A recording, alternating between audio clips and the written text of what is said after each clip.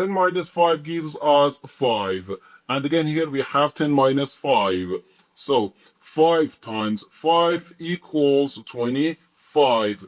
But this answer is not correct, because according to the order of operations, multiplication has higher priority than subtraction.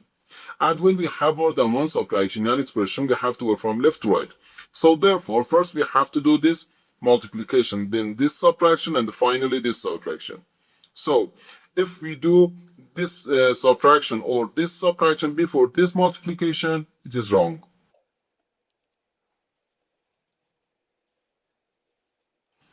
So first we have to do this multiplication. 5 times 10 gives us 50.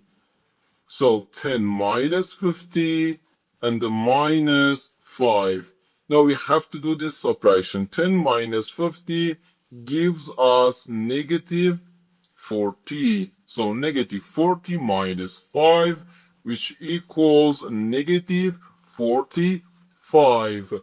And this is our final answer to this problem.